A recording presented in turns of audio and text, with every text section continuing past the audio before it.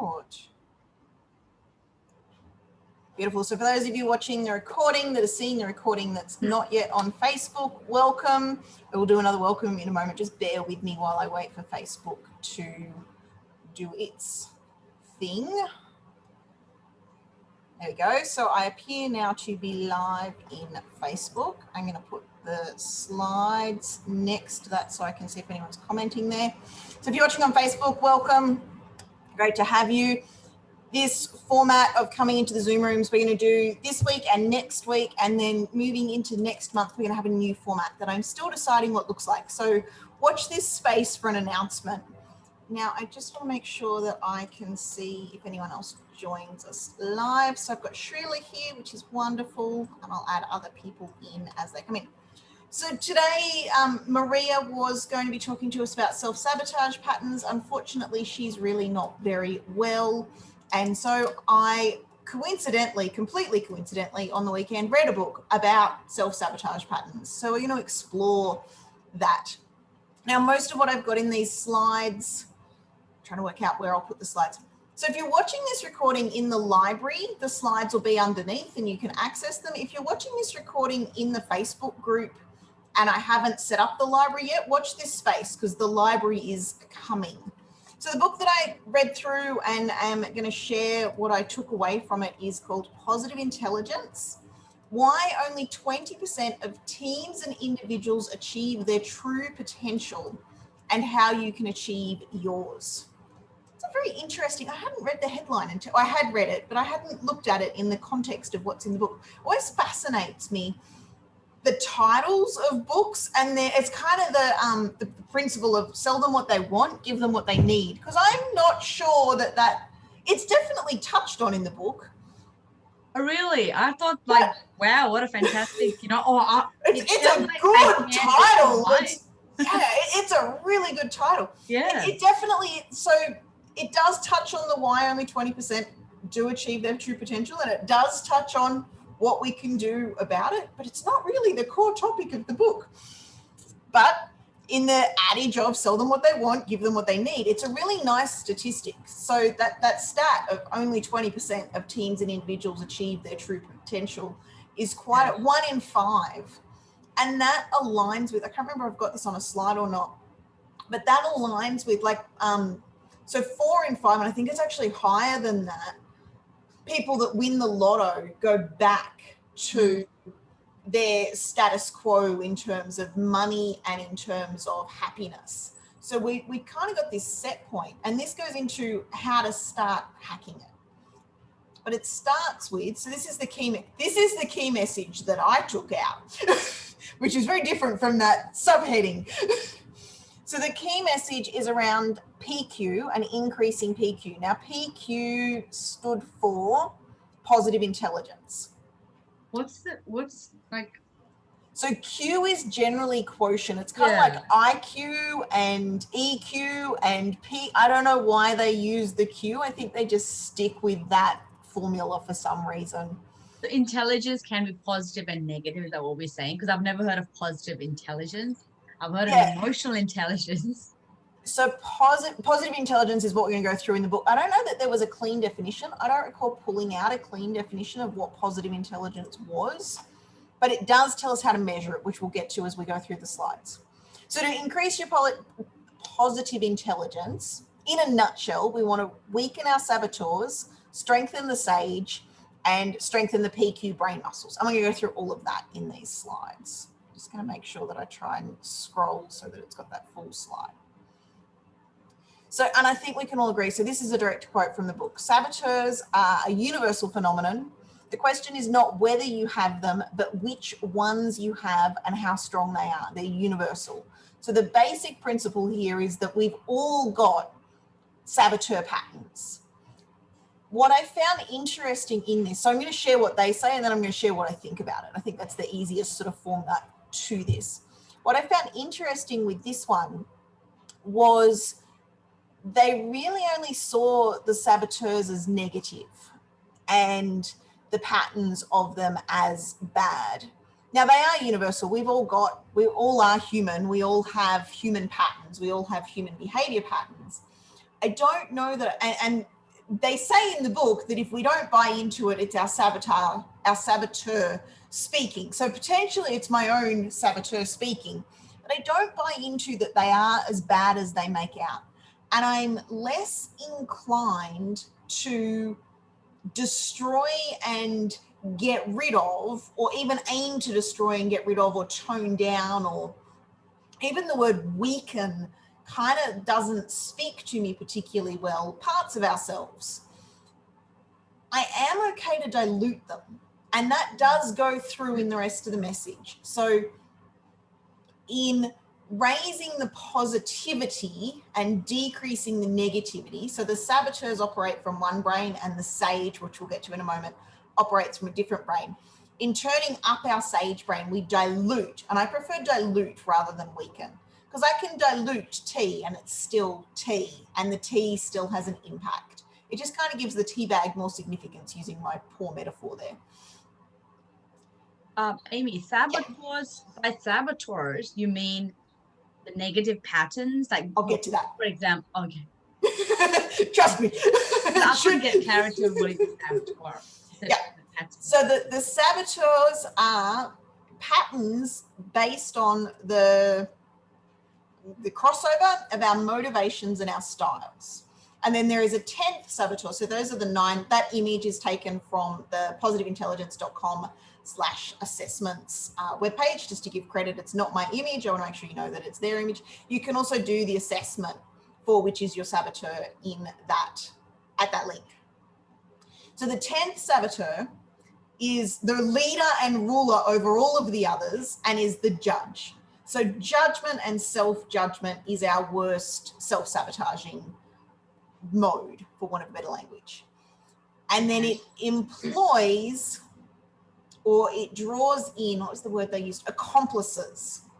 And so we'll generally have 1 or 2 key, I think I had 3 key accomplices from these 9 saboteurs. So these are the thinking patterns that cause us to not take action, to avoid things, to aim to earn things, to assert things. So the styles, so we're either avoiding people to maintain our motivation, we're doing things to earn our motivation, or we're asserting our motivation. And the assert, they said, is the strongest, which makes sense. So if we avoid people to, for example, using independence as the motivation, if we avoid people to have independence, it doesn't really, energetically, it doesn't really take a huge amount. To earn independence from people takes a little bit more energy, but to assert independence over other people, which is the controller, takes a lot more energy. It's the same with the acceptance and the security. So the assert takes the most energy,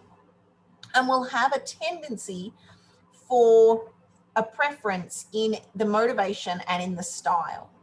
So our motivations, they posit, and I quite liked these: independence, acceptance, and security, which aligns with a lot of the other models. So if we use self-determination as a comparison, it's autonomy, relatedness, and competence, which you could layer over. So autonomy and independence are fairly similar. Relatedness and acceptance are fairly similar, and competence and security in a way are fairly similar. If we know that we know how to do it, we feel more secure in what we're doing. They're not quite a direct crossover, but you could layer across the other ones. So I didn't mind independence, acceptance, and security. Feels like a reasonable frame around motivations, and then avoid, earn, and assert is a reasonable frame around the different styles. I see you counting and playing. I'm trying to grasp it. I feel it's like a big chunk. It is a big chunk. I think the simplest way to grasp it more deeply would be to go and do the assessment. So I am only going to do like a fairly superficial, but so someone who wants to earn acceptance, so looking at pleaser in the middle, that makes sense. If someone wants to earn acceptance, they're going to be more people pleasery. If someone wants to assert independence, they're going to be more controlling. If someone wants to avoid people to have security, so avoiding connection and avoiding talking to people, they're going to become hyper-rational. And they're going to hide behind facts and data instead of looking at emotional connection. Is that making sense, Sheila? If someone wants to avoid security, they're not avoiding security. They're avoiding people to have security. what would be an example of that you want to? Well, so the example I just gave. So the person who wants to avoid connection will hide behind facts and data. I don't want any of that emotional bullshit. Let's just get to the crux of this. Let's show me the facts.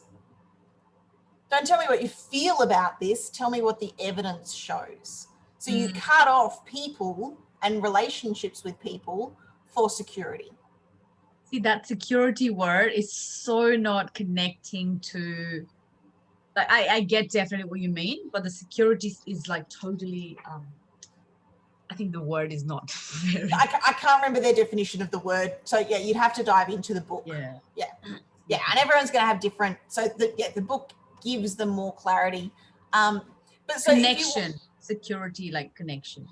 Well, so it's not security like connection. So the piece that you're not grasping. So to earn security, you've got to be hyper vigilant.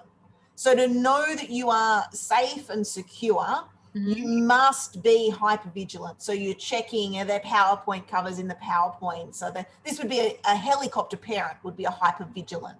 They're earning security by doing stuff. The avoid isn't avoiding the motivation. It's avoiding other things to give us the motivation. There is safety in data. That's how it gets to the hyper-rational. There is safety in logic. Logic is far less risky than emotions. Yeah. And not always, but from the hyper-rational perspective, logic is far less risky. They feel secure with, look, I've got data and facts. I don't have to deal with it, and I can avoid people through focusing on my data and facts. That one's one of my top ones, hyper-rational. What were the other ones? Hypervigilant and controller, I think, were my top three. And so I highly encourage, it's not a long questionnaire. Do the questionnaire. And then they go into each of them, and there's a whole pile of information that I can't put into this short presentation because I'm going to try and keep this short. And it goes into the traits, the drivers, the possible causes, all of that is covered in the profile. They can do that far better than I can. The piece that we want to take away from this is that the purpose of knowing, A, that we have saboteurs, and then the type of saboteur, is that we can then name it. So we can't acknowledge, we can't address what we don't know. So if you can't name it, and there are lots of people, and probably not so much in my Facebook group, there's lots of people who don't know that they have these inner drives, these inner styles, and they're not interested. So the way this is put together is to take into teams. So it did individual and teams. It's designed to help people identify that we've all got these. It doesn't matter who you are or what you've done. One of these will be relevant, and then we've all got the judge. We've all got a self-critical voice. It's just a human trait. We've all got it. So then in contrast, we've got our sage. Amy, we got more than one, right? We can have more than one. Absolutely. You have more than one. Yeah. Yeah. And the way the quiz works is that it identifies the percentage. So, like I said, I think controller was my highest, hyper-rational, hyper-vigilant. And then it just goes through and does like a scale of how much each of those influences you. So we can actually have all of them. Like we've all got elements of all of them. Pleaser, I think what was that? It was quite low for me. I don't have a huge amount of earning acceptance in me. I also don't have a huge amount of victim in me. But I do. And there are days where I will play the victim, and I will let that one be who the judge. So the judge will recruit whatever works to get in your way. So if we're stuck in that old brain and and it did go through the different types of brains, but if we're stuck in the judge brain, and again, I encourage you to read the book, But if we're stuck in that brain, it will just recruit whichever one of these is best equipped in the moment. So all of these are possible for all of us. It's just some of them are going to be more prevalent. In contrast, we have the sage, and it did again go into the brains. I'm not overly fussed on the science around this, which is why it's not on the slides. If you are interested in the science, get the book. The sage has access to 5 great powers: empathy, exploration, innovation, navigation, and decisive action. I'm not going to go too much into them. Again, it goes into it far more in the book. But when we train our brain, so by default, we go to the judge and the critical thinking brain. By default, that's how we stayed safe. When there was wind blowing and we thought it might be the wind or it might be the tiger moving the grass, we go to the worst case scenario, we judge it, and we run. That's what our ancestors did for us to survive. So that's what our brain, because the people that sat there and contemplated it got eaten by the tiger. So our brain is default conditioned to go to that judge and whichever of those self-saboteurs it can recruit to support its arguments. So we need to build and work almost against our natural biological drives to access the sage. So the empathy, exploration, innovation, navigation, and decisive action. Now, some of those we can have in place, but some of those, so the decisive action was taken when we ran away from the tiger. The exploration and the innovation and the navigation was lower. That's why it took us so long to develop as humans.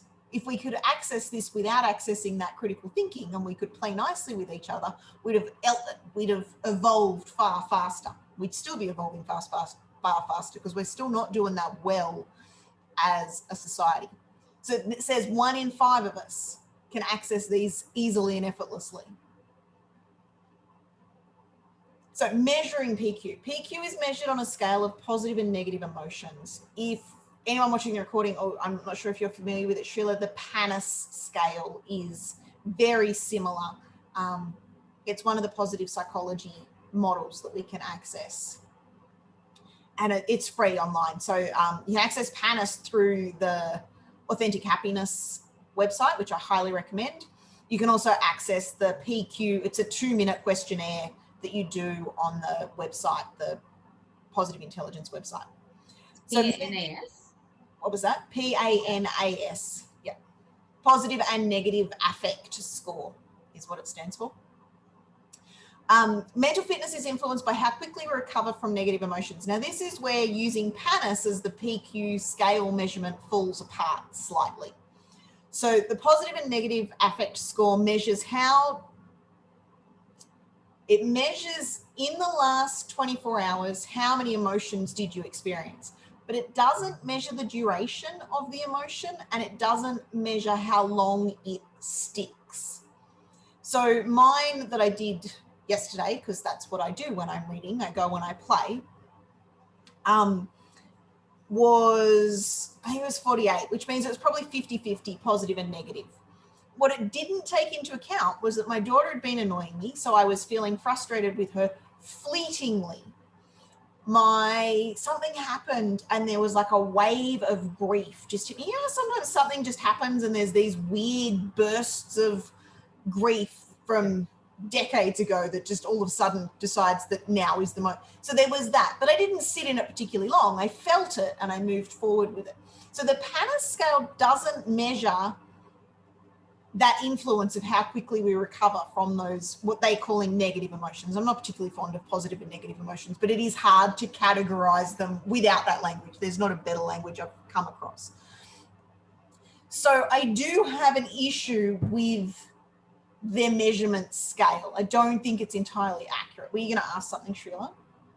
Yeah, it says mental fitness is influenced by how quickly we recover, but Yes. but not how we recover, in a sense, about whether you could have avoided it totally and recovered from it fast. Yeah, it didn't really go into whether suppressing emotions was a good thing or not a good thing. Yeah. I think with what we know through other work that we've done, that yeah, how we develop from it is probably relevant and worth looking at. It wasn't in the scope of this book. It wasn't in the scope of this study. I'd be inclined to agree, though. How we recover, do we just suppress it and get the fuck on with it? Or do we feel it? Do we navigate it? Yeah.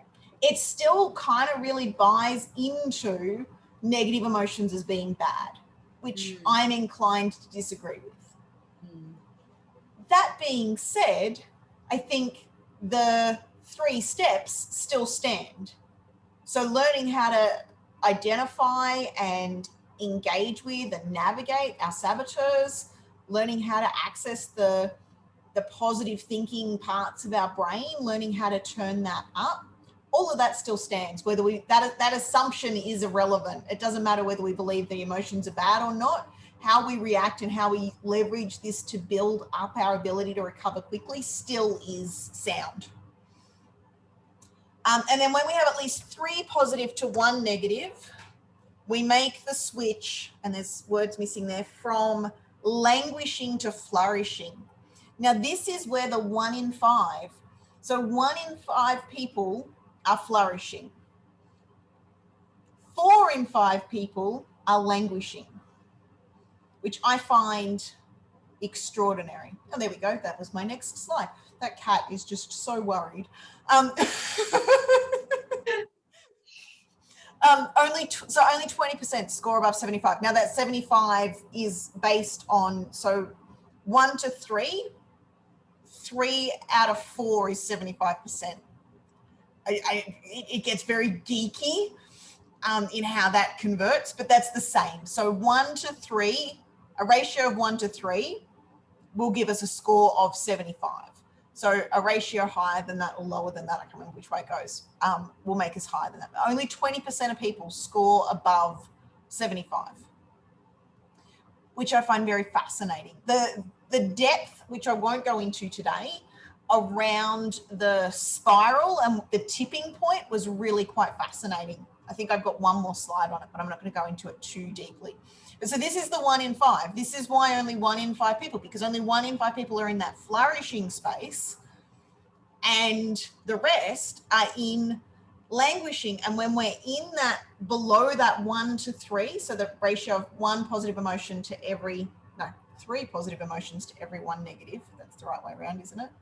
Yeah, 3 positive to 1 negative. Yeah. When we're in that, we're in the flourishing, we're more resilient and we're in an upward spiral. When we've got 1 to 2 or 1 to 1, so 1 positive to 2 negative, or 1 positive to 1 negative, or more negative than positive, we're in the languishing. Now, more negative than positive puts us right, sort of quite low. And then the reason that this matters, and the reason we need the 3, so again, this is a direct quote from the book, is that we're biased towards survival and the survival brain looks at the negative. So we hold on to, okay, that grass was moving, there was a tiger behind it this time. So every time the grass moves, we assume there's a tiger behind it. So our brain is already holding on to so many negative assumptions and negative emotions. So fear serves us well. Fear makes us get up and run. Frustration makes us do something. There's a bunch of things that these, what they're calling negative emotions, make us do that helps us survive.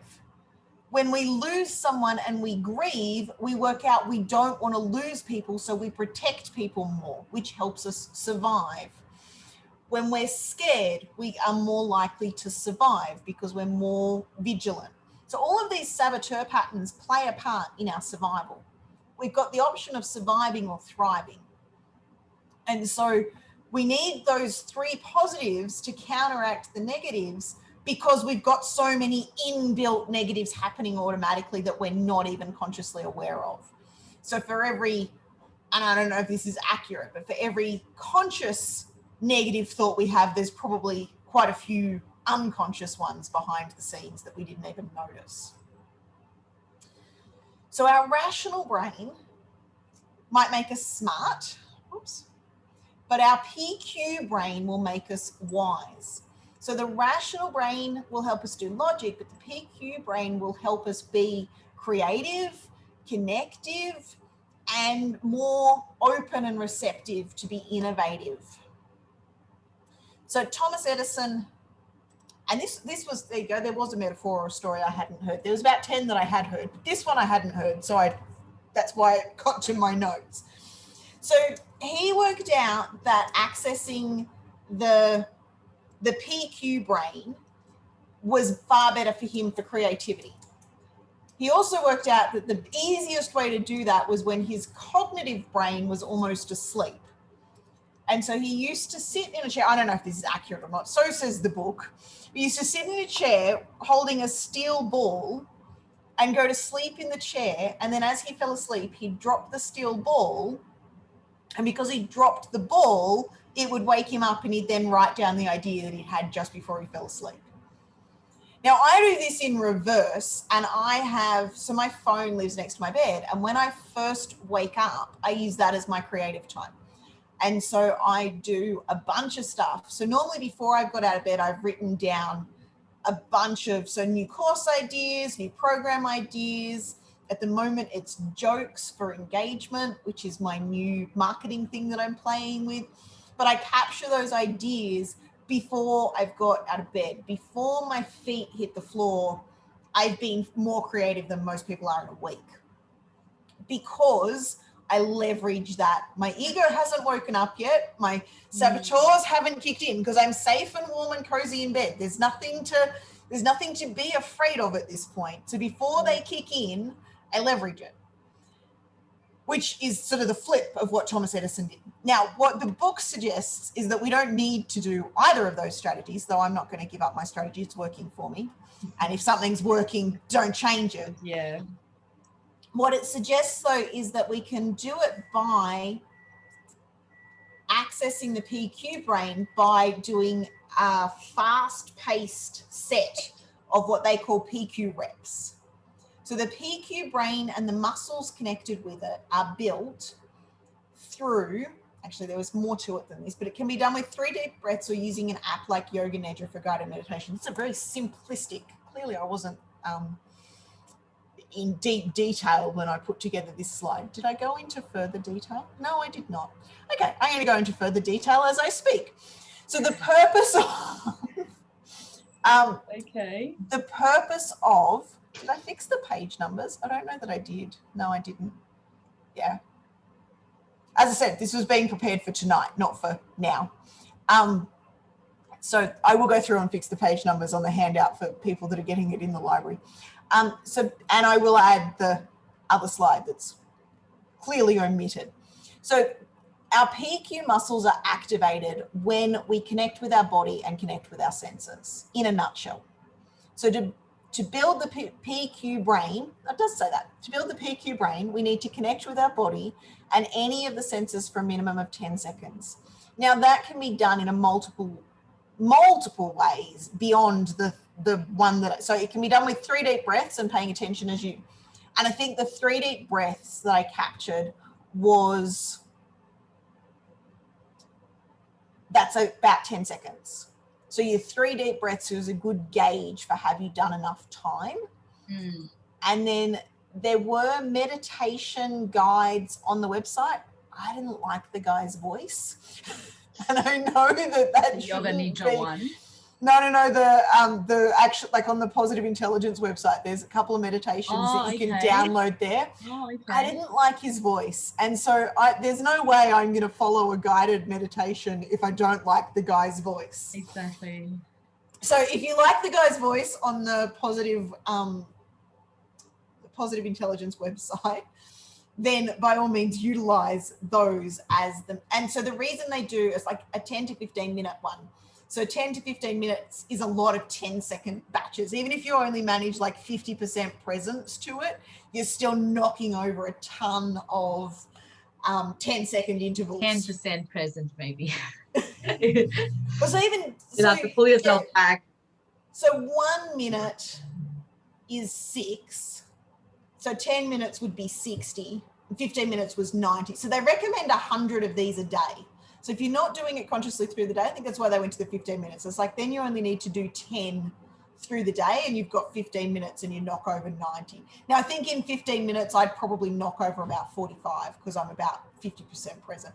Even if you're only 10% present, but so you build it. And the way we build the connection with it is through connecting with our body, connecting with any of our senses.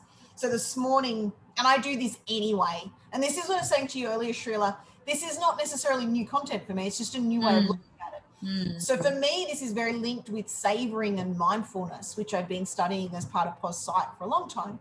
So when I make a cup of tea, I sniff my tea, which sounds weird again, but it smells. But and so this morning it's like 3 deep breaths of sniffing my tea. There you go. There's a PQ rep done. Like I'm just banking, and I'm not particularly great with yoga nidra, as in I'm not particularly consistent with it, but I normally do 3 or 4 times a month. Depends on where I'm at in my cycle. Regular yoga would be really good. Any exercise that you do with mindfulness, anything where you bring attention. So walking absent-mindedly isn't going to do it, but focused meditative walking practices will do it. And yeah, like I said, they said about 100, which seems like a lot, or it seemed like a lot when I read it on the weekend. As I'm playing with it more and seeing how easy it is to do it, and when it's only like one is 10 seconds, if I do a minute, I did about 10 minutes this morning actually of massaging my legs. I keep going to my massage therapist and my shoulders are screwed, and we keep doing shoulders instead of legs. And I'm like, I can't do my shoulders, but I can do my legs to some extent. Like she's way better at it. But I spent about 10 minutes massaging my legs. Now, again, I was probably only 10 to 20% present to it in terms of maintaining it. Like there were moments where I was deeply present to it and deeply focused on it, and then moments where I was pondering what I was going to do in this presentation and pondering a whole bunch of other things. But if I did 10 minutes and I was 50% present, even if I was only 25% present, that's 2.5 minutes. That's 15, 20 reps of this PQ muscle rep thing. So it's not as hard. PQ muscle rep is all about connecting to your body. That's it. Yep. That's it. It's not about thinking of something positive, affirmations, nothing like that. It's about it was about activating, and like I said, I didn't write down the 3 parts of the brain, but it's about activating the 3 parts of the brain, and the easiest way to do that. So you could do positive thinking, you could do affirmations. Neither of them work very well for me. Gratitude really doesn't work well for me. I know it works really well. So for 82% of the population, gratitude is a really great way to do this. For 18% of the population, it sucks. And I just fit in that 18%. So the research has demonstrated that. So for most people, gratitude would be a way to fire it off. So you could do a gratitude list. As long as you're present to it and you're firing off. So gratitude for me fires off my saboteurs. It's so linked to, and I've done heaps of stuff around it. It's not for me. So you want to find, and you'll know whether you're present to you or whether you're in that fear space. So you just got to find what works for you. The idea is to fire off those parts of the brain. Again, to access that more deeply, the book is the place to go. The idea is to fire off those parts of the brain. The simplest way to do that is to connect with our senses. And so, and just pausing. So rather than being reactive, pausing in the moment and being reflective. Just like smelling the tea, it's just like, it just fires off. It gives me a beautiful dopamine hit, which is why I keep doing it consistently. So we want to fire off, it's things that fire off that dopamine in resourceful ways. So to get more information, go to the book or go to the website. And then to get more information about what I'm doing, the Create a Life You Love, grounded goal guidance.thinkific.com. That's very long. There's online courses, there's mentoring, there's one-to-one calls, is all available. And so, this is our very first book review. It will get uploaded. I'm going to stop the recording. So if you're in the group, love that you played, come and share what you've loved, learnt, applied in the group. Let me know what you'd love for me to review next. So I'm going to stop the recording. Is that your company, Create a Life You Love? No, it's just my mission. Oh.